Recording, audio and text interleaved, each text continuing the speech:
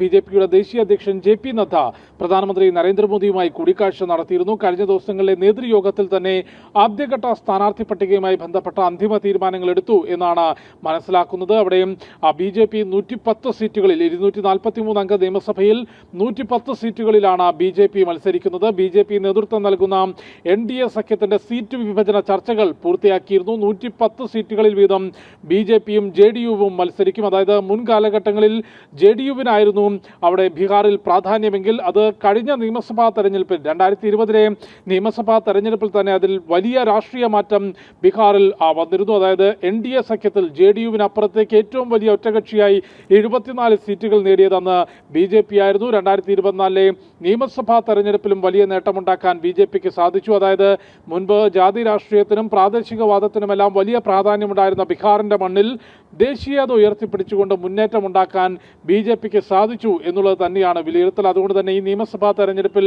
110 സീറ്റുകളിൽ വീതം BJPയും JDU-വും മത്സരിക്കും. BJPയുടെ ആദ്യഘട്ട സ്ഥാനാർത്ഥി പട്ടിക ഉടൻ തന്നെ പുറത്തിറങ്ങുമെന്നാണ് മനസ്സിലാക്കുന്നത്. RJD-യും കോൺഗ്രസും ഇടതു പാർട്ടികളും ഉൾപ്പെടുന്ന ഇന്ത്യ സഖ്യത്തിലും സീറ്റ് വിഭജന ചർച്ചകൾ പുരോഗമിക്കുകയാണ്. അവിടെ കോൺഗ്രസിന് കൂടുതൽ സീറ്റുകൾ നൽകേണ്ട എന്ന കടുംപിടുത്തത്തിലായിരുന്നു RJD നേതാക്കളുള്ളത്. അതുകൊണ്ട് തന്നെ കഴിഞ്ഞ തവണ 70-ലധികം സീറ്റുകളിൽ മത്സരിച്ച കോൺഗ്രസിന് ഇത്തവണ 50-ൽ താഴെ സീറ്റുകൾ മാത്രമായിരിക്കും ലഭിക്കുക എന്നാണ് മനസ്സിലാക്കുന്നത്. 70-ലധികം സീറ്റുകളിൽ മത്സരിച്ച കോൺഗ്രസ് 2020-ൽ 19 സീറ്റുകളിൽ മാത്രമാണ് വിജയം നേടാൻ സാധിച്ചത്. അതന്ന് വലിയ വിമർശനത്തിനും വഴിവെച്ചിരുന്നു. അതുകൊണ്ട് തന്നെ RJD-യുടെ മുതിർന്ന നേതാക്കൾ കോൺഗ്രസിന് കൂടുതൽ സീറ്റുകൾ നൽകേണ്ട എന്ന പിടിവാശിയിലുണ്ട്. ഇടത് പാർട്ടികളാകട്ടെ CPI-ML ഉൾപ്പെടെ കൂടുതൽ സീറ്റുകൾ ആവശ്യപ്പെടുകയും ചെയ്തതോടുകൂടി ഇന്ത്യ മുന്നണിക്കുള്ളിൽ സീറ്റ് വിഭജനം ഒരു തർക്ക വിഷയമായി തുടരുന്നു. അതൊരു അന്തിമഘട്ടത്തിലേക്ക് എത്തിയിട്ടില്ല എന്നാണ് മനസ്സിലാക്കുന്നത്. ഇന്ന് രണ്ടാം ഘട്ടത്തിൽ വോട്ടെടുപ്പ് നടക്കുന്ന മണ്ഡലങ്ങളിലും വിജ്ഞാപനം പുറത്തിറങ്ങിയിട്ടുണ്ട്. അതായത് ആദ്യഘട്ടത്തിലും രണ്ടാം ഘട്ടത്തിലും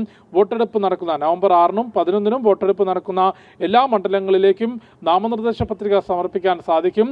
അതിന്റെ തയ്യാറെടുപ്പുകളിലേക്ക് രാഷ്ട്രീയ പാർട്ടികൾ കടക്കുന്നു. BJPയുടെ ആദ്യഘട്ട സ്ഥാനാർത്ഥി പട്ടിക ഉടൻ തന്നെ പുറത്തിറങ്ങും എന്നാണ് റിപ്പോർട്ടുകൾ വ്യക്തമാക്കുന്നത്.